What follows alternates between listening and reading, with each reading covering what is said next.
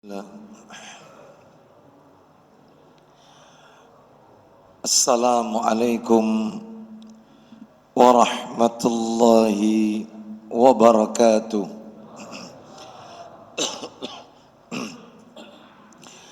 Alhamdulillah alladzi bi ni'matihi tatimmus salihat wa ashhadu an la ilaha illallah wahdahu la syarika lah wa ashhadu anna Muhammadan abduhu wa rasuluh. Ya ayyuhalladzina amanu taqullaha haqqa tuqatih wa la tamutunna illa wa antum muslimun. Amma ba'du,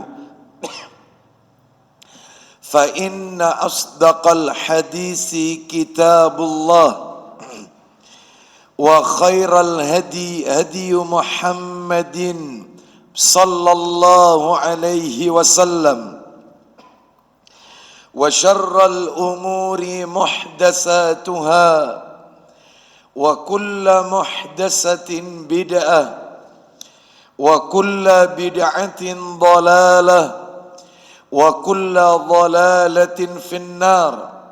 Ikhwan wa akhwati fillah, bapak-bapak, ibu-ibu, kaum muslimin dan muslimah, jamaah salat maghrib Masjid Mujahidin yang semoga dimuliakan oleh Allah Subhanahu wa ta'ala.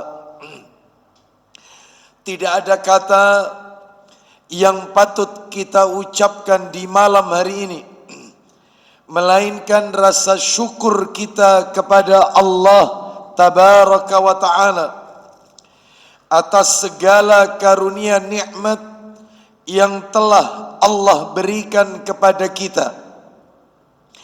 Dan di antara sekian banyak kenikmatan yang Allah karuniakan kepada kita dan kita rasakan pada malam hari ini adalah nikmat diberikannya kita kemudahan, kesempatan untuk melaksanakan amalan-amalan ketaatan kepada Allah Subhanahu wa ta'ala. Dan di antara bentuk amalan-amalan ketaatan tersebut diawali dengan salat maghrib berjamaah, dilanjutkan dengan talabul ilmi, dan berakhir dengan melaksanakan salat isya yang dikerjakan secara berjamaah pula. Semoga rangkaian amal ibadah yang kita lakukan khususnya malam hari ini semuanya diterima dan diridhai oleh Allah Subhanahu wa ta'ala. Bapak ibu kaum muslimin dan muslimah rahimani wa rahimakumullah, malam hari ini kajian topik yang akan kami angkat ke permukaan kami beri judul berburu derajat di surga. Berburu derajat di surga. Bapak ibu kaum muslimin dan muslimah rahimani wa rahimakumullah, sebagaimana kita ketahui bersama bahwasannya salah satu di antara dari sekian banyak keindahan di dalam surga, ternyata surga itu memiliki tingkatan-tingkatan. Surga itu memiliki derajat-derajat, level-level, dan semakin tinggi tingkatan derajat di dalam surga yang diraih oleh seorang hamba, tentunya kenikmatan yang Allah berikan di dalamnya semakin tinggi, semakin besar, sesuai dengan tingkatan level derajat yang diberikan oleh Allah kepada hamba tersebut. Maka malam hari ini agar kajian kita tertata dengan baik, kita langsung saja kita bagi materi kita menjadi beberapa bagian. Yang pertama, saya akan menyampaikan tentang dalil-dalil adanya perbedaan derajat tingkatan di surga. Mana dalilnya? Kalau surga itu berlevel-level, bertingkat-tingkat, lah nanti akan kami tunjukkan baik itu di dalam Al-Quran maupun hadis Nabi Sallallahu Alaihi Wasallam. Yang kedua, Bapak Ibu sekalian, rahimani wa rahimakumullah, kita akan membahas yang kedua adalah tingkatan paling tinggi di dalam surga. Tingkatan derajat tertinggi di dalam surga itu apa? Nah, nanti kita akan bahas ini. Ini yang nomor 2. Yang ketiga, setiap orang akan mendapatkan derajat tingkatan paling tinggi di surga disesuaikan dengan amalannya. Jadi setiap orang akan mendapatkan tingkatan level derajat tertinggi di dalam surga sesuai dengan amal soleh yang pernah ia kerjakan semasa hidup di dunia. Nah, nanti kita akan bahas ini. Lalu kemudian yang terakhir, berarti yang keberapa ini?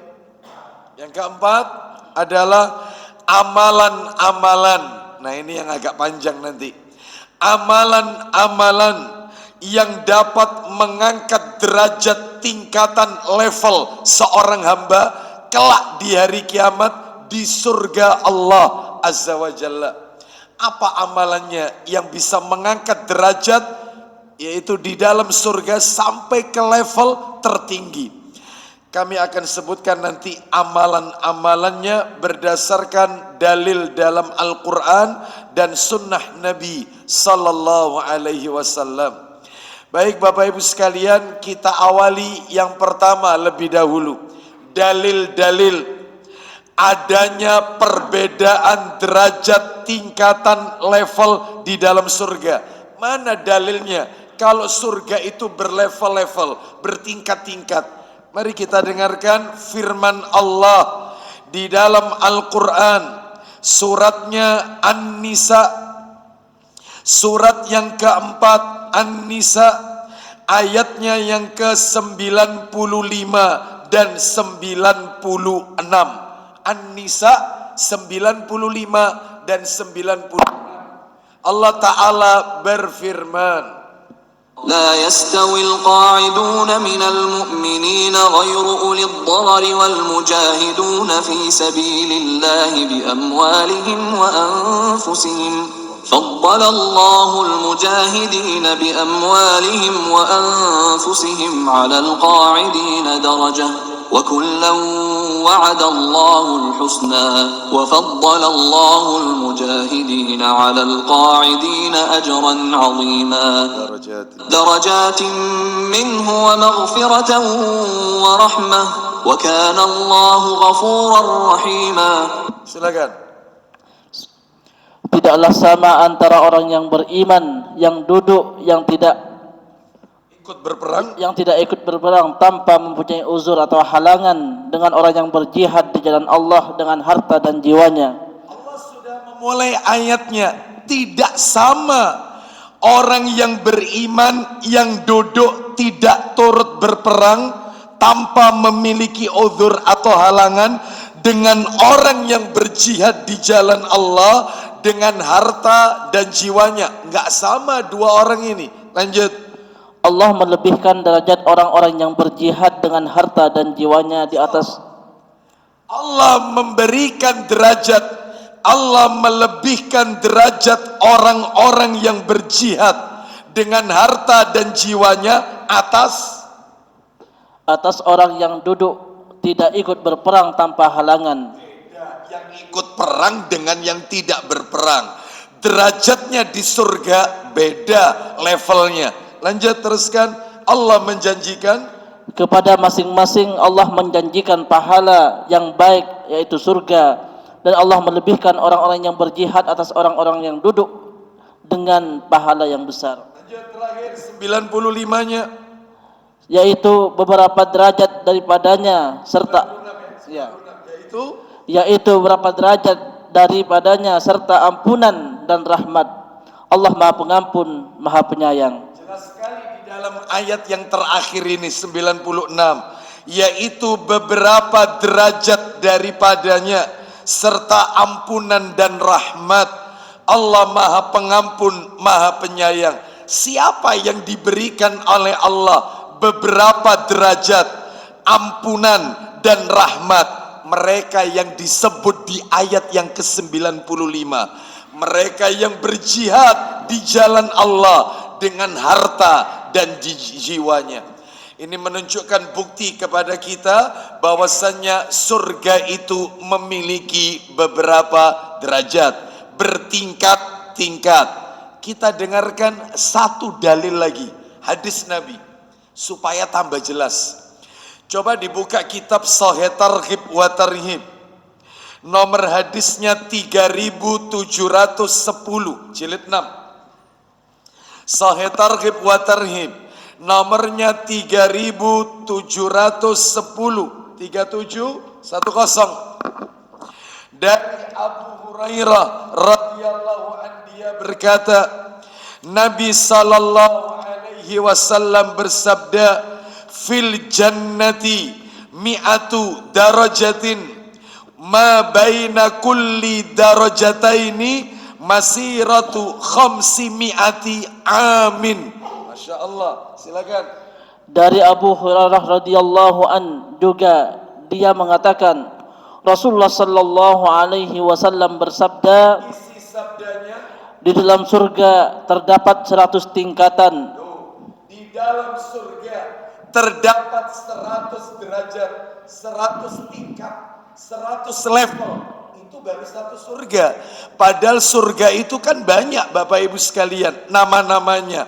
Ada di antara nama surga itu Darussalam, ada Jannatun Naim, ada Jannatul Ma'wa, Jannatu Adnin, ada Darul Muqamah, ada Maq'adus Sidq. Banyak, kalau tidak salah ada 10 nama-nama surga ini. Ini satu surga 100 derajat, 100 level. Bagaimana tiap levelnya? Level pertama, tingkatan pertama dengan tingkatan yang ada di atasnya. Baca bawahnya Ustaz, yang bawah. Silakan. Jarak antara dua tingkatnya sejauh perjalanan 500 tahun.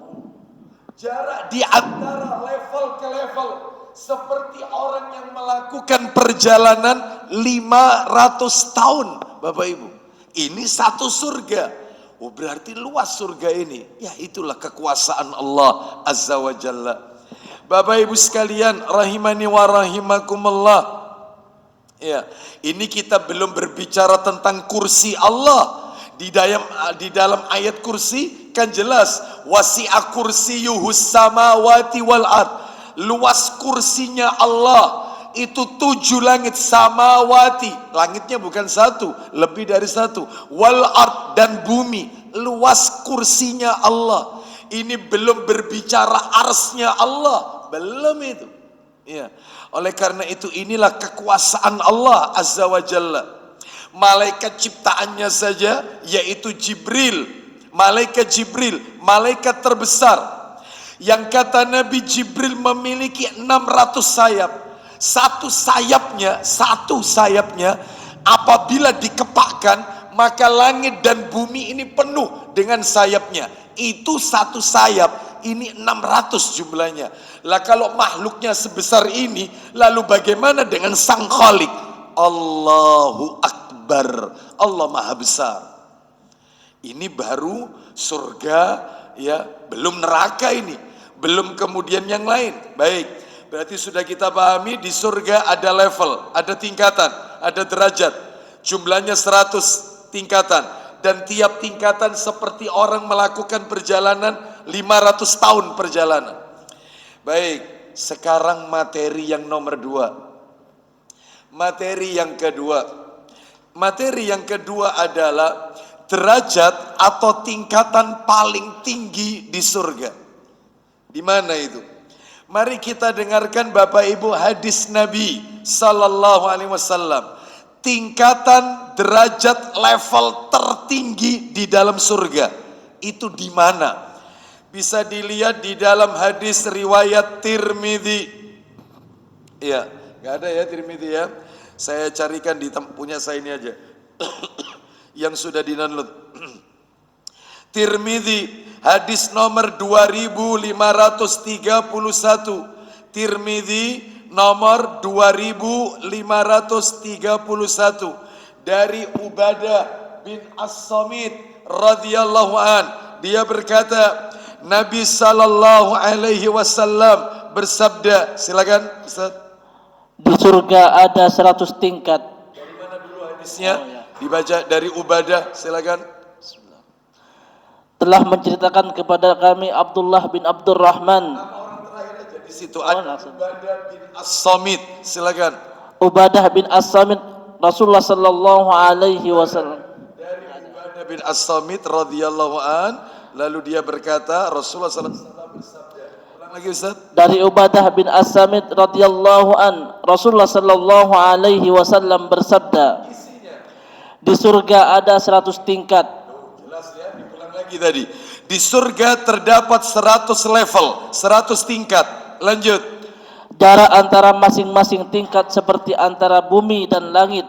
Kalau tadi jarak antara dua tingkatnya seperti orang melakukan 500 tahun perjalanan. Sekarang ada redaksi lain, jarak antara tingkatan yang satu ke tingkatan yang berikutnya seperti bumi dengan langit.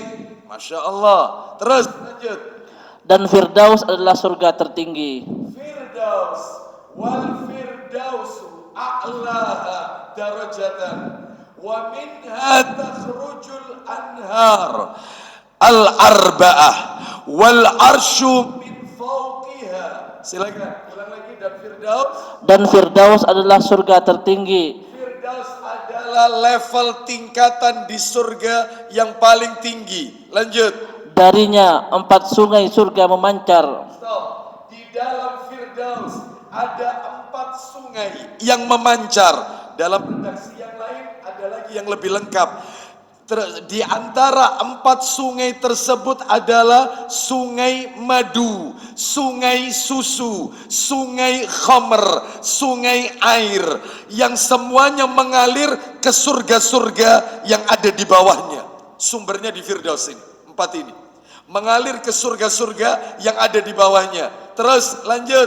Di atasnya arsy. Di atasnya Firdaus, arsy-nya Allah Azza wa Jalla. Jadi Firdaus ini atapnya itu arsy-nya Allah Azza wa Jalla. Ini sudah level paling tinggi, ini sudah level paling tinggi. Terus kemudian lanjut. Bila kalian meminta kepada Allah, Kalau kalian berdoa minta kepada Allah, apa kata baginda Rasul sallallahu alaihi wasallam? mintalah Firdaus. Dimasukkan ke dalam Firdaus. Pernah Bapak Ibu kalau berdoa mintanya dimasukkan Firdaus?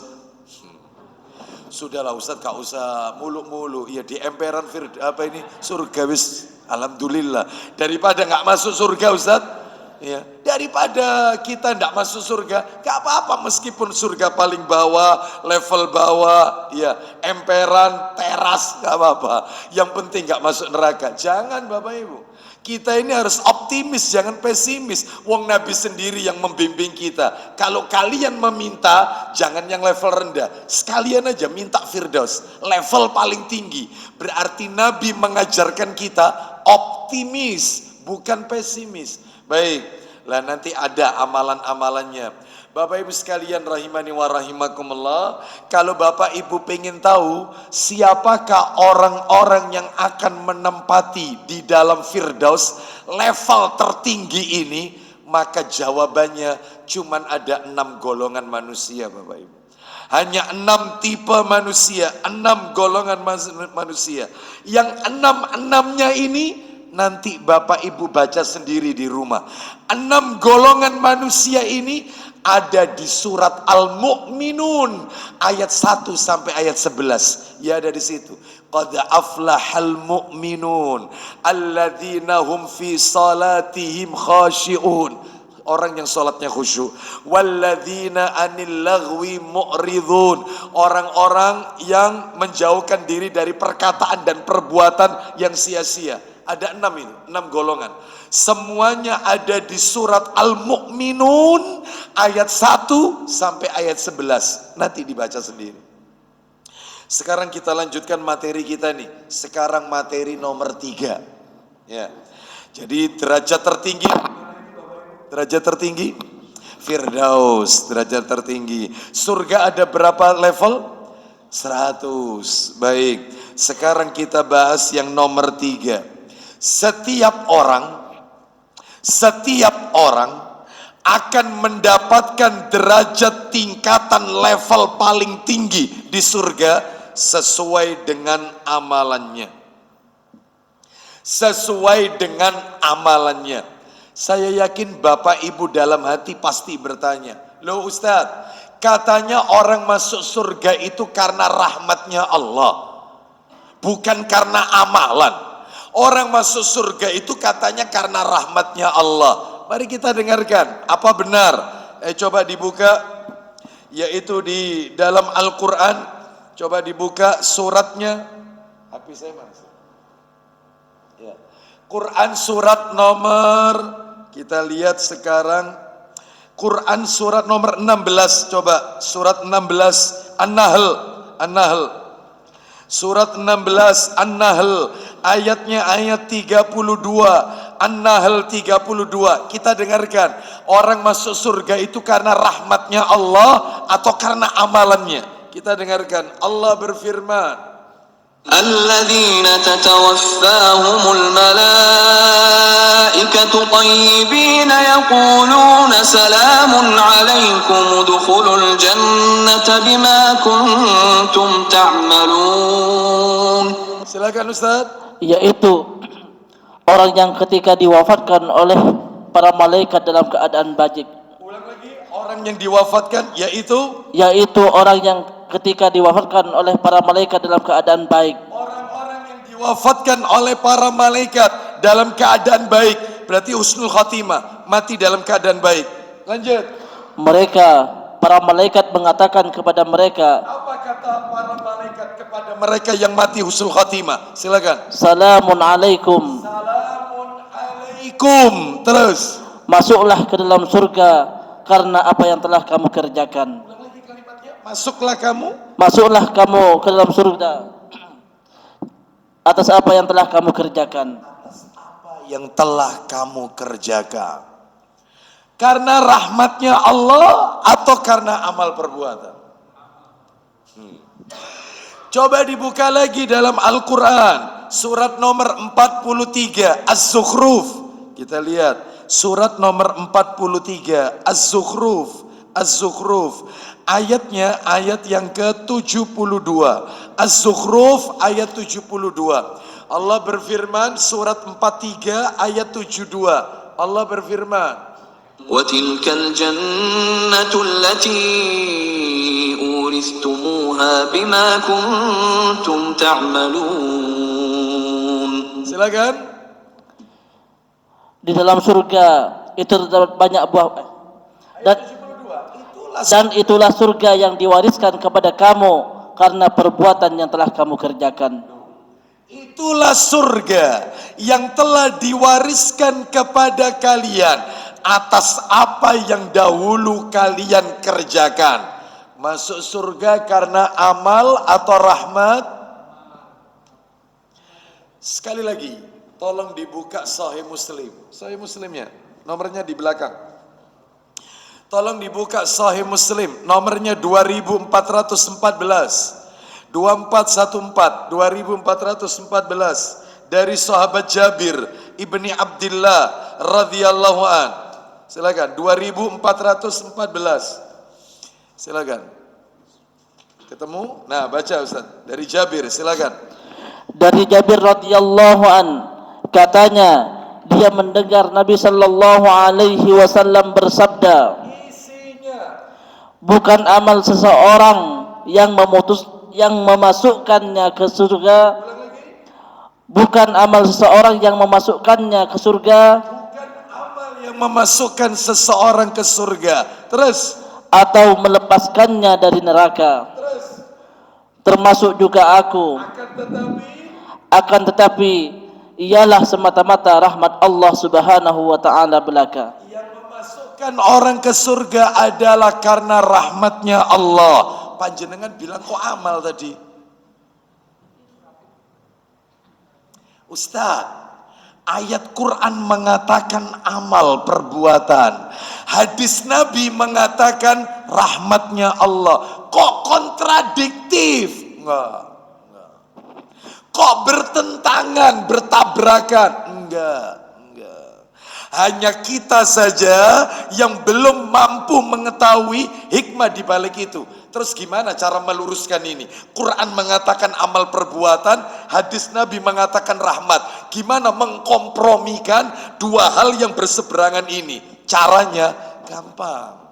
Pak, Bu, maaf, Bapak Ibu tidak akan pernah bisa melakukan amal soleh, amal perbuatan yang soleh, kecuali karena dapat hidayah dari Allah. Betul atau tidak? Kita melakukan sholat itu karena hidayah Allah. Panjenengan ikut taklim malam hari ini di Masjid Mujahidin ini karena hidayah Allah. Sedangkan hidayah Allah itu bagian dari rahmatnya Allah. Selesai urusan. Berarti kalau mau disimpulkan, benar masuk surga karena rahmatnya Allah, bukan amalan. Lah terus fungsinya amalan apa? Saya sholat, saya puasa, Senin Kamis, Ayamul Bid, Asyura, Arafah, puasa Daud, saya bayar zakat, saya hatam Ustadz tiap bulan sekali, sebulan sekali hatam, zikir pagi, zikir petang, saya bakti sama ibu bapak saya. Apa itu fungsinya amalan itu? Ini jawabannya sekarang. Fungsinya amalan itu adalah untuk menempatkan kita di level berapa di dalam surga. Oh, jadi orang masuk surga itu rahmat. Begitu masuk, saya di level berapa? Amal soleh yang bicara. Faham sampai di sini? Yang bicara sholatnya, kamu sholat sunnah tidak, kamu zakat tidak, levelnya di sini. Oh, hafal Quran, levelnya di sini. Amalan yang bicara. Begitu masuk, karena rahmatnya Allah orang masuk surga. Begitu sudah masuk, saya berada di posisi surga yang mana, itu amalan yang bicara. Berarti tidak sia-sia, tidak sia-sia amal soleh. Baik, mana dalilnya? Nah, tak kasih dalil supaya tambah kuat. Mana dalilnya? Yaitu orang itu menempati level derajat tingkatan di dalam surga itu karena amalannya. Itu apa ada ayatnya? Ada. Ayatnya dalam Al-Quran, suratnya nomor 46, Al-Ahqaf, surat 46, Al-Ahqaf, surat nomor 46, Al-Ahqaf. Ayatnya ayat 19. Kita dengarkan Al-Ahqaf ayatnya 19. Oh, jelas sekali ayat ini. Ya, makanya penting beramal soleh. Itu yang menentukan kita di level berapa. Ada di ayat ini. Allah berfirman, Al-Ahqaf ayat 19. وَلِكُلٍّ دَرَجَاتٌ مِّمَّا عَمِلُوا وَلِيُوَفِّيَهُمْ أَعْمَالَهُمْ وَهُمْ لَا يُظْلَمُونَ. Silakan Ustaz. Dan setiap orang memperoleh tingkatan sesuai dengan apa yang telah mereka kerjakan. Dan setiap orang memperoleh tingkatan sesuai dengan apa yang telah mereka kerjakan. Dan agar Allah mencukupkan balasan perbuatan mereka dan mereka tidak dirugikan.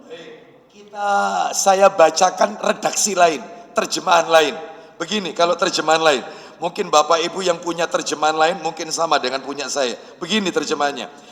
Bagi masing-masing mereka menurut apa yang telah mereka kerjakan. Oh, Barangkali ada terjemahan yang seperti itu. Iya, betul ya? Panjenengan sama seperti yang saya baca. Coba panjenengan baca yang keras, Pak. Dan bagi masing-masing. Dan bagi masing-masing mereka derajat menurut apa yang telah mereka kerjakan. Lanjutkan Bapak. Dan agar Allah mencukupkan bagi mereka balasan pekerjaan mereka, sedang mereka tiada dirugikan. Persis sama punya saya terjemahannya. Jadi Allah tidak mungkin yaitu tidak membalas pekerjaan amal soleh mereka. Berarti kalau begitu kita berada di level mana di dalam surga? Bergantung pada amal soleh, amal kebajikan yang kita lakukan. Sekarang yang terakhir. Lah ini yang agak panjang. Mudah-mudahan waktunya cukup. Materi nomor 4. Amalan-amalan yang dapat mengangkat level, derajat, tingkatan di surga. Apa amalannya? Amalannya Bapak Ibu, total ada 16 amalan yang bisa ngangkat seseorang ke surga tertinggi. 16 amalan. Apa itu? Yang pertama adalah menuntut ilmu, talabul ilmi, seperti yang Bapak Ibu lakukan malam hari ini, taklim. Makanya Bapak Ibu kalau mendengar kajian dimanapun itu, selama kajian itu bersumber dari Al-Quran dan sunnah Nabi dengan pemahaman para sahabat ridwanullah alaihim ajmain, ikut duduk di dalamnya. Karena orang menuntut ilmu, derajatnya diangkat oleh Allah. Mana dalilnya? Dalilnya ayat Quran lagi. Allah berfirman di dalam Al-Quran surat Al-Mujadilah. Nah ini surat Al-Mujadilah, surat nomor 58 Bapak Ibu. Al-Mujadilah ayatnya ayat 11. Al-Mujadilah ayat 11. Nanti itu ada di poin yarfa'illahu alladhina amanu minkum walladhina utul ilma darajat. Nah yaitu intinya di situ. Silakan kita dengarkan murotalnya ya. Al-Mujadilah ayat 11. يا أيها الذين آمنوا إذا قيل لكم تفسحوا في المجالس فافسحوا يفسح الله لكم وإذا قيل انشزوا فانشزوا يرفع الله الذين آمنوا منكم والذين أوتوا العلم درجات والله بما تعملون خبير. Silakan. Wahai orang-orang yang beriman, apabila dikatakan kepadamu, berilah kelapangan di dalam majlis-majlis, maka lapangkanlah, niscaya Allah akan memberi kelapangan untukmu. Makanya jangan pelit untuk memberi tempat bagi saudara kita kalau di majelis. Misalnya penuh jamaah, sedangkan di situ ada tolabul ilmi, menuntut ilmu, ya ilmu disampaikan, berikan kelonggaran. Berlapang-lapanglah, maka Allah akan melapangkan untukmu. Nah itu. Terus lanjut, silakan. Dan apabila dikatakan berdirilah kamu, maka berdirilah. Niscaya Allah akan mengangkat derajat orang-orang yang beriman di antara kamu dan orang-orang yang diberi ilmu beberapa derajat. Allah akan mengangkat orang-orang yang diberi ilmu beberapa derajat. Ilmu yang dimaksud dalam ayat ini ilmu yang hukumnya fardu ain, ilmu yang bersumber dari qala Allah wa qala Rasul wa qala sahabah, ilmu yang bersumber dari apa yang Allah firmankan, apa yang Nabi sabdakan, dan apa yang dipahami oleh generasi para sahabat ridwanullah alaihim ajmain. Berarti ilmu syar'i, bukan ilmu yang hukumnya fardu kifayah, matematika, fisika, kimia, biologi, akuntansi, bukan, komputer bukan. Ya. Jadi itu ilmu yang hukumnya fardu kifayah. ya kedokteran ini fardu kifayah. Artinya fardu kifayah apabila sudah ada orang yang mempelajarinya, maka gugur kewajiban bagi orang lain untuk mempelajari ilmu tersebut. Jadi tidak semua orang harus paham matematika, tidak semua orang harus ngerti akuntansi, enggak. Tapi semua orang harus paham Al-Quran. Semua orang Islam harus ngerti bagaimana sholat yang benar. Itu wajib ilmu agama. Sedangkan yang lain nggak wajib. Maksudnya wajibnya itu wajib fardu kifayah, bukan fardu ain. Baik, kita lanjutkan. Mudah-mudahan kita semua diberikan kekuatan dan keistiqomahan oleh Allah untuk selalu thalabul ilmi, menuntut ilmu. Nomor 2 sekarang. Nah ini. Nomor 2, nomor 3, dan nomor 4. Dalilnya jadi satu nanti. Satu paket soalnya. Nomor 2, siapa orangnya yang nanti di surga akan diangkat derajatnya. Yang kedua adalah orang yang menyempurnakan wudhu di saat yang berat. Berwudhu di kondisi yang sulit. Contohnya kayak apa? Wudhu di saat kondisi yang berat. Wudhu di saat kondisi yang sulit. Berwudhu di musim dingin. Nah, seperti itu. Jadi kondisi sulit ini, padahal dia kalau tayamum boleh, nggak apa-apa kalau tayamum, dibenarkan oleh syariat. Karena khawatir terkena mudarat, mungkin dia akan menggigil, mungkin dia akan kedinginan, ya seperti itu. Sehingga dia boleh dengan tayamum. Mungkin dia terluka atau sakit, sehingga ketika terkena air akan menghambat penyembuhannya, ya seperti itu. Makanya dia perlu dengan tayamum, nggak apa-apa sebenarnya. Tapi dia tetap pakai air untuk berwudu, nggak tayamum. Maka ini termasuk berwudu di kondisi yang sulit. Dan itu ganjarannya besar Bapak Ibu. Besar. Ya, baik.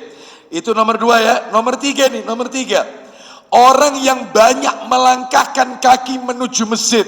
Entah untuk sholat berjamaah, entah untuk menuntut ilmu. Melangkahkan kaki menuju masjid. Loh lah kok misalnya kita ke masjidnya naik kendaraan? Enggak. Ini yang dimaksud ini melangkahkan kaki. Iya. Lah terus kalau rumah saya jauh Ustaz. Terus kemudian saya ke masjid naik kendaraan, enggak apa-apa. Katanya para ulama, parkirnya agak jauh tapi. Tetap parkirnya agak jauh. Jangan dekat masjid, agak jauh. Sehingga dia tetap enggak bisa Ustaz. Apalagi bahaya, mudaratnya besar, nggak ada yang jaga parkiran. Sehingga mau ndak mau, takmir sudah menyiapkan lahan untuk parkir. Nggak apa-apa, Anda parkir, turun dari kendaraan, menuju ke halaman masjid, langkah kakinya disedikitkan. Tetap. Ulama tetap komen, bukan kendaraan. Bukan. Sekalipun perputaran roda, itu juga ada pahala. Tapi yang ditekankan, kaki, melangkahkan kaki. Itu. Jadi kalau misalnya Masjid Mujahidin kira-kira parkirnya lampu merah misalnya. Ya, kan nggak masalah kalau memang ada parkiran, nggak apa jalan. Ya. Kalau istrinya komplain, kok parkir oke nih Mas? Iya. Qala Rasulullah sallallahu alaihi wasallam. Keluarkan dalilnya. Itu loh. Kan enak orang punya dalil. Ya, jadikan hidup kita ini berdalil, dididik dalil gitu loh. Kan enak, ada dasarnya daripada beribadah tidak ada dasarnya. Baik. Kita lanjutkan nomor 4, menunggu sholat setelah sholat. Persis seperti yang panjenengan lakukan juga malam hari ini. Menanti sholat isya setelah sholat maghrib. Terutama sholat yang fardu, yang waktunya berdekatan. Kok misalnya itu sholatnya bukan fardu. Misalnya setelah sholat subuh di Masjid Mujahidin, sambil menanti sorok, ya saya yaitu berzikir, membaca Al-Quran, lalu ketika sorok, ya matahari terbit, ditambah 15 menit setelahnya, lalu saya sholat sunnah isyraq.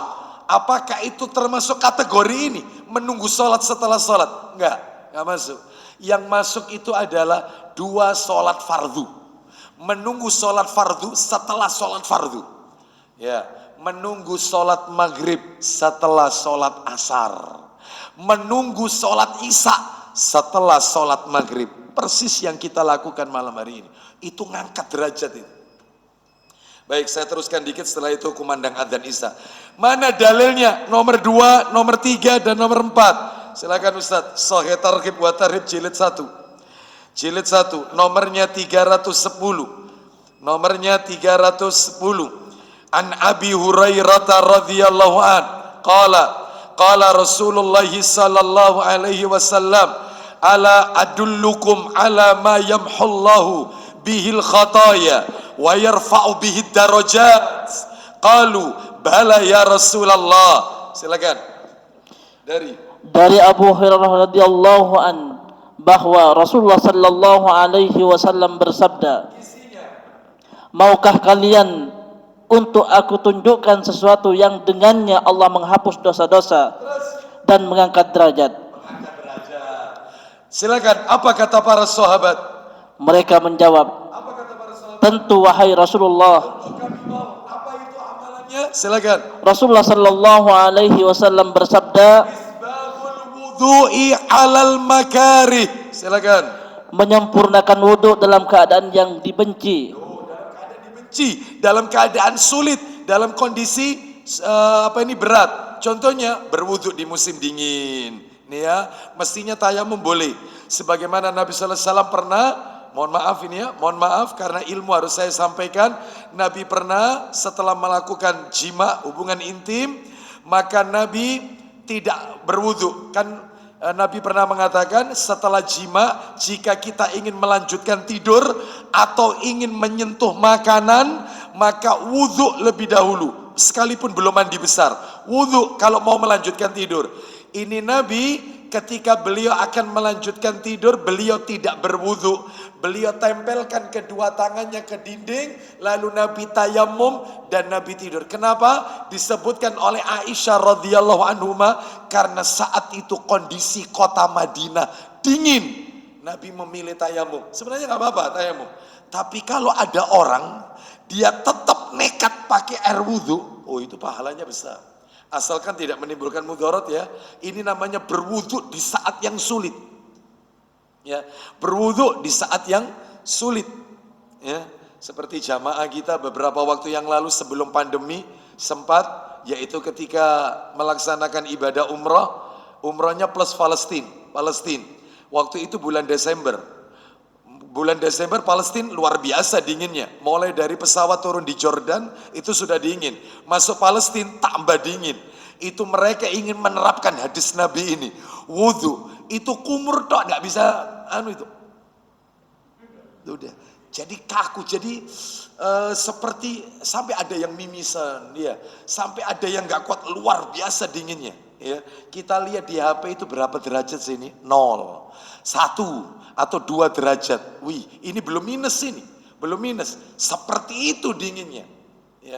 Ya, jadi ada yang nekat. Jadi berwudu, sholat di Masjidil Aqsa pakai air. Sedangkan yang lain semuanya tayamum semua. Ya, dia nekat pakai air.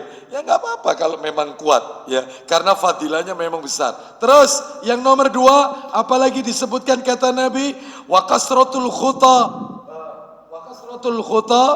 khataya ilal masajid. Silakan. Memperbanyak langkah ke masjid. Memperbanyak langkah menuju masjid. Yang ketiga, wantidarus salati ba'da salat. Silakan. Menunggu sholat setelah sholat. Menunggu salat setelah salat. Baik, kita hentikan sejenak mendengarkan kumandang adzan Isya. Setelah itu kita lanjutkan materi yang masih tersisa. Wassallallahu ala nabiyyina wa ala alihi washabihi wasallam.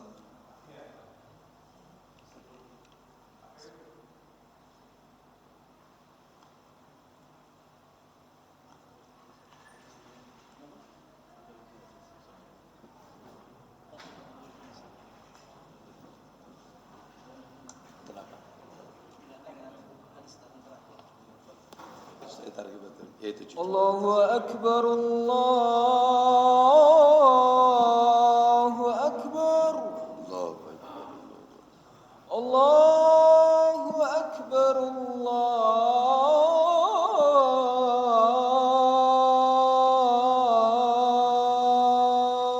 Akbar. Asyhadu an la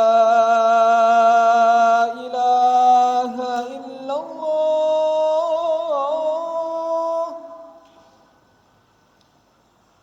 أشهد أن لا إله إلا الله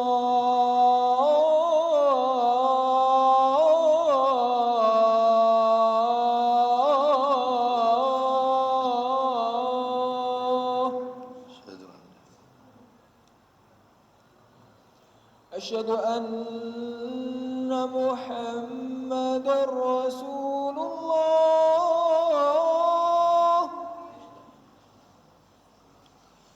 أشهد أن محمد رسول الله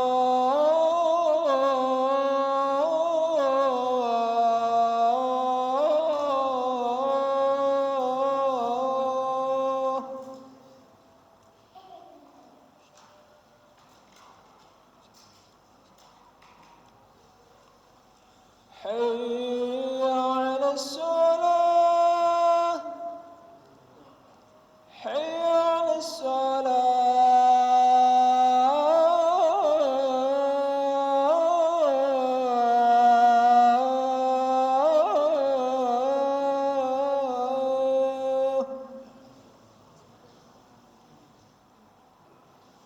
حي على الفلاح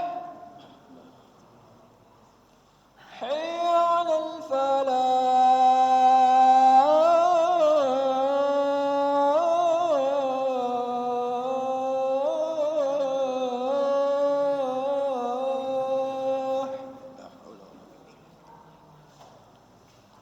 الله أكبر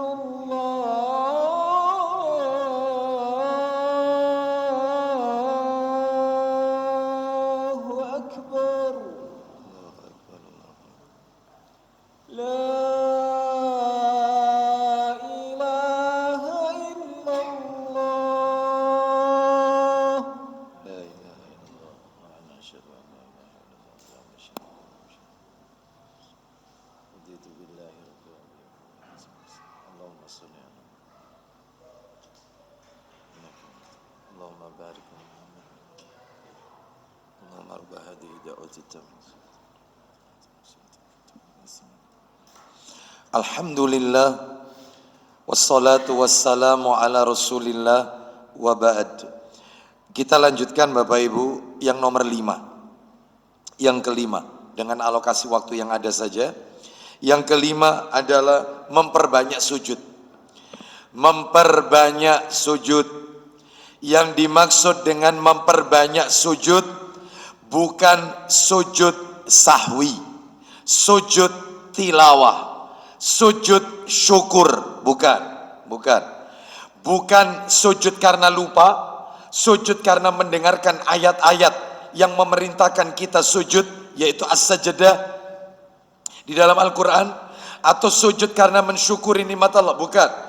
Yang dimaksud dengan memperbanyak sujud di sini adalah memperbanyak mengerjakan salat sunnah, Bapak Ibu. Salat sunnah. Mana dalilnya? Dalil. Silakan dibuka Sahih Targhib wa Tarhib. Nomornya 385. Sahih Targhib wa Tarhib nomor 385. Dari sahabat Ma'dan bin Abi Talha Al-Ya'muri radhiyallahu an. Dia berkata, aku bertemu dengan Sauban, maula Rasulullah sallallahu alaihi wasallam. Sauban itu disebut di sini maula Rasulullah. Maula Rasul itu maksudnya bekas budaknya Rasul. Jadi kalau ada kata-kata yaitu maula, itu namanya bekas budak. Contoh Quraib. Quraib maula Ibnu Abbas. Quraib itu nama orang. Maula Ibnu Abbas bekas budaknya Ibnu Abbas radhiyallahu anhu. Nah itu ya. Kalau ini tidak Sauban. Sauban ini bekas budaknya Rasul. Nah, Ma'dan bin Abi Talha radhiyallahu an tanya kepada Sauban. Ya, bertanya kepada Sauban. Pertanyaannya, silakan langsung aja Ustaz. Apa pertanyaannya? Ajarkanlah, silakan. Dia bertanya. Dari awal. Ya, dia bertanya langsung aja. Aku bertanya, kepadanya, ajarkanlah kepadaku suatu amal yang apabila ku amalkan, ada enggak? Ya. Silakan, ayo dari situ Ustaz. Beritahukanlah kepadaku suatu amal yang bisa aku kerjakan, yang dengannya Allah memasukkan ke dalam surga. Baik, wahai Sauban, beritahukan kepadaku satu amalan yang amalan itu bisa aku kerjakan, yang jika aku kerjakan aku dijamin masuk surga. Lanjut, apa kata Sauban? Silakan. Atau dia berkata, aku berkata, dengan amal yang paling dicintai oleh Allah Subhanahu wa taala. Lalu Sauban diam. Kemudian aku bertanya lagi, maka dia diam. Kemudian aku bertanya kepadanya yang ketiga kalinya, dia menjawab, Apa katanya? aku telah menanyakannya kepada Rasulullah sallallahu alaihi wasallam. Seperti Beliau menjawab, perbanyaklah. aku juga pernah tanya seperti itu kepada Rasul sallallahu alaihi wasallam. Pertanyaanmu tadi itu aku juga pernah tanyakan kepada Nabi sallallahu alaihi wasallam. Maka Nabi menjawab, bikasrati sujudi lillah. Silakan. Perbanyaklah sujud untuk Allah. Kenapa kok disuruh memperbanyak sujud kepada Allah? Fa innaka la tasjudu lillahi sajadatan illa rafa'akallahu biha darajatan wa hatta anka biha khati'atan. Silakan. Karena tidaklah kamu bersujud satu kali untuk Allah, Orang itu kalau sujud satu kali untuk Allah, maka melainkan pasti Allah mengangkatmu satu derajat dengannya dan menghapus dengannya satu kesalahan darimu. satu derajat diangkat, satu dosa dihapus. Maksudnya memperbanyak sujud, bukan sujud sahwi, sujud tilawah, sujud syukur, bukan. Yang dimaksud memperbanyak sujud itu mengerjakan solat sunnah, Bapak Ibu. Sedangkan solat sunnah itu jumlahnya banyak, Bapak Ibu, banyak. Tidak kurang dari 20 macam solat sunnah, banyak. Contohnya solat sunnah yang Nabi ajarkan, solat tahiyatul masjid, solat sunnah duha, solat sunnah qobliyah ba'diyah, rawatib, qobliyah ba'diyah, atau nama lainnya rawatib, solat sunnah rawatib, ya. Terus solat sunnah tahajud, solat sunnah witir, terus solat sunnah istisqa, solat sunnah minta hujan, solat sunnah khusuf, gerhana matahari, solat sunnah khusuf, gerhana bulan, solat sunnah ketika keluar rumah, perjalanan safar, solat sunnah ketika pulang dari safar, ketika nyampe di rumah, itu ada, berangkat sama pulangnya solat sunnah di rumah itu. Terus kemudian solat di belakang makom Ibrahim setelah tawaf, yaitu rakaat pertama membaca Al-Kafirun, rakaat kedua membaca Al-Ikhlas setelah tawaf, ya, di belakang makom Ibrahim. Solat setelah mimpi buruk, loh ada. Solat istikharah, loh, salat sunnah isyraq, suruk, loh, sudah 14 ini, ya, sudah 14, tadi 10 sekarang nambah 14. Terus kemudian ada lagi, jenazah fardu kifayah, jenazah itu nggak masuk sunnah. Salat sunnah ba'da wudhu, betul, salat sunnah tahur setelah wudhu, loh 15. Ada lagi salat sunnah apa Bapak Ibu sekalian? Hajat, yang lain, jangan hajat, ya, jangan hajat, jangan tasbih, yang lain, yang sahih dulu aja, yang kuat, dalilnya yang rajih, dalilnya yang kuat, ya, betul, tarawih 16, salat sunnah tarawih. Terus diantaranya lagi adalah salat sunnah di lembah Al-Aqiq. Mana itu lembah Al-Aqiq? Yaitu di tempat mikot Zululaifa yang sekarang terkenal dengan nama Bir Ali. Nah, kata Nabi dalam riwayat Bukhari, "Shalli fi hadzal wadi al-mubarak." Salatlah kalian di lembah ini karena lembah ini penuh dengan keberkahan. Nah, jadi di mikot Bir Ali. Sebenarnya namanya yang betul itu Zululaifa, bukan Bir Ali. Iya, Bir Ali, Bi'run Ali, Sumur Ali. Nah, ini sebenarnya ini orang Syiah punya dongeng, ya, itu dongengnya ngawur itu. Di situ dulu terdapat sumur angker dihuni oleh jin. Lalu kemudian Ali bin Abi Thalib bertengkar dengan jin itu. Lalu dimenangkan oleh Ali bin Abi Thalib. Sehingga namanya sejak saat itu Bir Ali, sumur Ali, Bi'run. Ya, sumur Ali. Nah, sebenarnya yang benar itu nggak ada Bir Ali. Di hadis itu dari dulu namanya Zul Ulaifa. Jadi kita biasakan aja pakai Zul Ulaifa, bukan Bir Ali. Lah itu sholat di situ. Ya, adapun kalau mikot yang lain, ya lam-lam di atas pesawat, maka tidak perlu sholat sunnah, nggak ada tuntunannya. Ya, baik, Bapak Ibu sekalian, rahimani wa rahimakumullah, dan masih banyak yang lain. Ada yang mengatakan bagaimana dengan sholat sunnah hajat? Bagaimana dengan sholat sunnah tasbih? Sholat sunnah hajat, sholat sunnah tasbih ini, ulama berbeda pendapat. Syekh Muhammad Nasiruddin Al-Albani rahimahullah, beliau mengatakan sahih, hadisnya sahih. Itu ada dalam kitab Ibnu Majah, Sahih Ibnu Majah, disahihkan oleh Syekh Albani.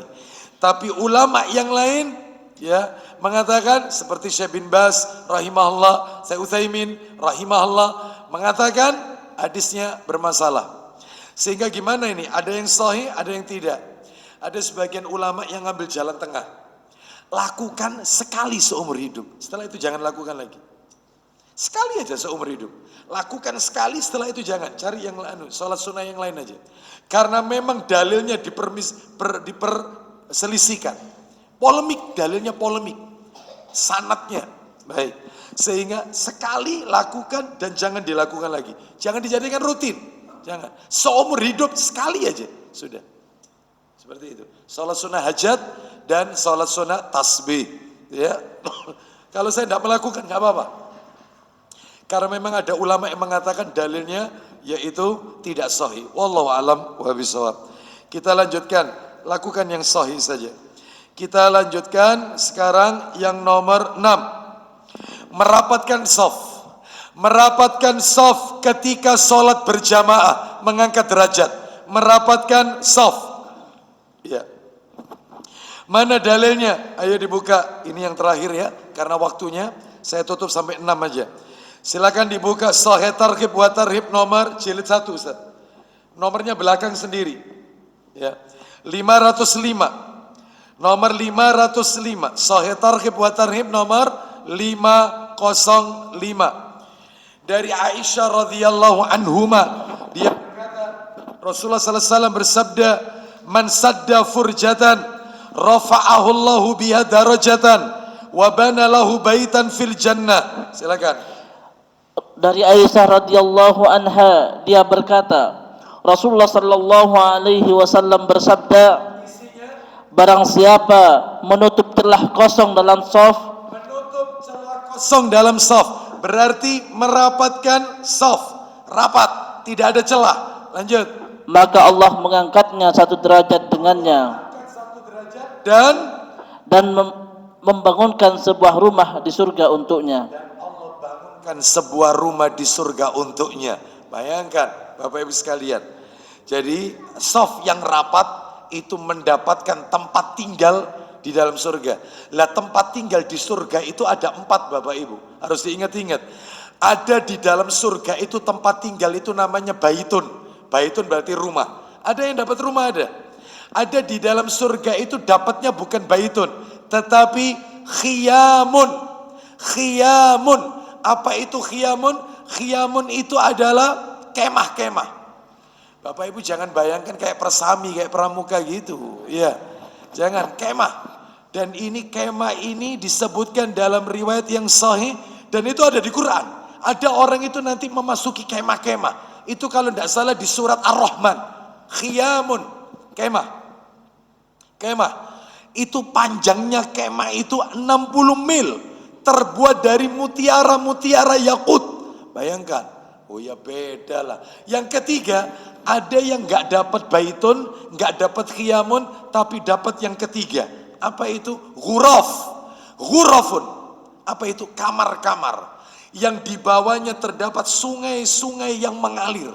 Oh, coba. Ya. Yang terakhir istimewa.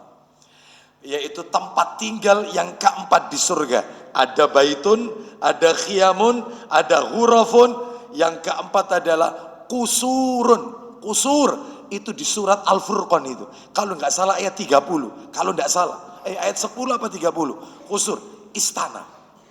Jadi ada orang itu di surga dapat istana, kusur. Lah itu amalannya apa? Jangan sekarang, insya Allah lain kesempatan. Insya Allah.